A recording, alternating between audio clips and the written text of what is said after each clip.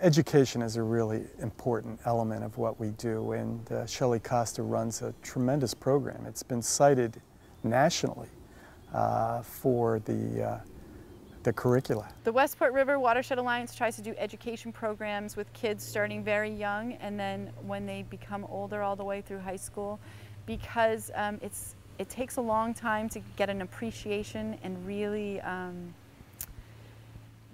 become passionate about the river, and we want it to be something that remains with them for their whole lives. We have school programs here in Westport and throughout our watershed, in Tiverton, Rhode Island, and in Fall River as well, to teach the kids that grow up here about what an important resource the river is, how they can help to protect it. Our summer science programs, river adventures, or coastal explorers, a lot of what we do is getting them to learn about what is here.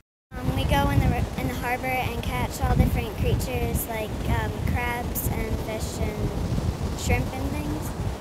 And there's one point in the camp that we get to go on a boat and go see all the different islands and birds and all different things. This one's a bullfrog. It has like a little line that goes around the ear opening. And then that one I think is a green frog because it has the line that goes all the way straight down as a ridge on its back. And teaching them about how scientists work, so they do a lot of collecting creatures and figuring out how scientists would sort them and how they would tell the health of the river by what lives in the river. We do scout programs to get the troops interested in what we do, and also they do a lot of volunteer and service projects, so they can help out doing beach cleanups, they could do trail work, some planting beach grass, things like that.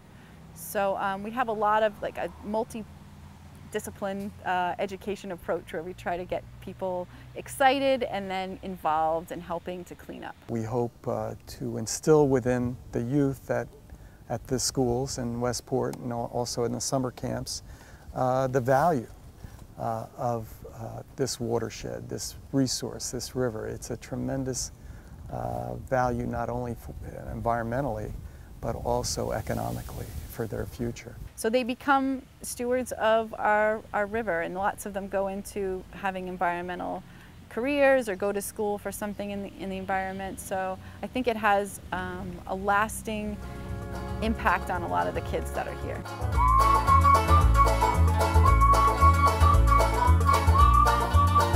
We had a community event to celebrate the Westport River where people got to come out and paddle on the river, and then it ends up here at the head of Westport, and there were crafts and games and a lot of exhibitors from local nonprofits just to educate people about what's going on here in our local watershed, and get them out on the river and have a nice day so that they're more interested in helping to preserve the river.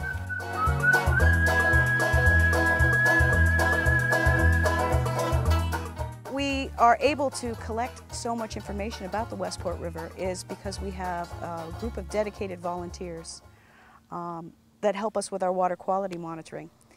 So every 5 days we have a team that we call Bay Watchers. They go out with special kits that measure dissolved oxygen and water clarity.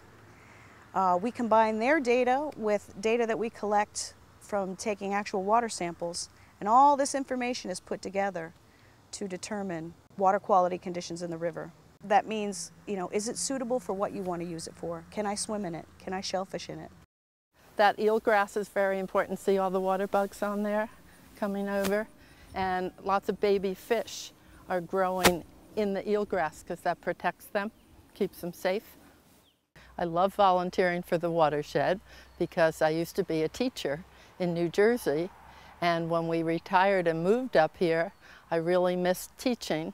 So someone asked me if I would like to help teach with the watershed, and I said, well, I don't know very much about the ocean and the river, and they said, that's okay, we'll teach you. And that's what they did. Adult volunteers can do many things for the watershed. They help raise money, they belong to the board, they can teach classes, some of them test water. I've been involved with crab surveys and the office work.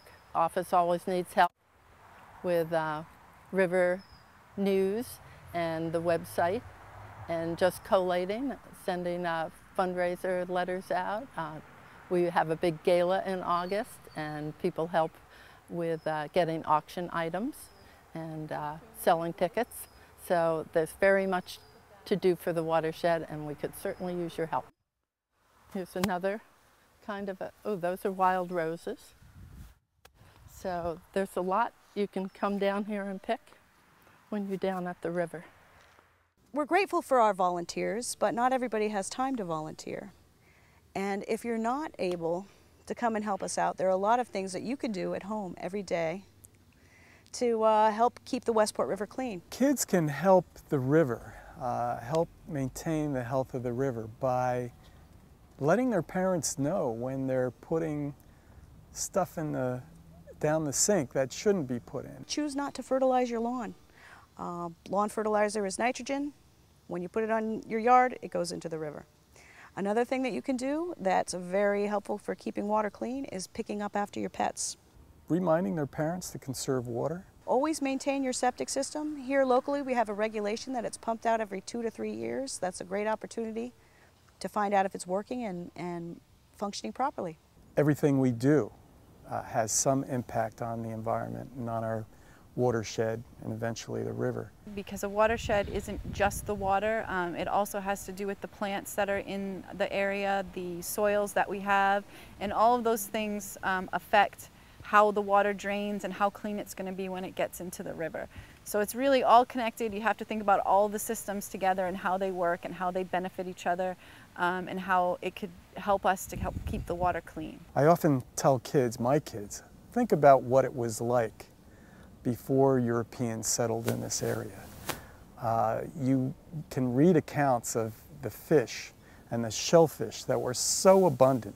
All of these things we consider delicacies. You can barely find anymore. So even in my lifetime, I've seen a decline in shellfish populations and fish populations. So we don't want to see that continue.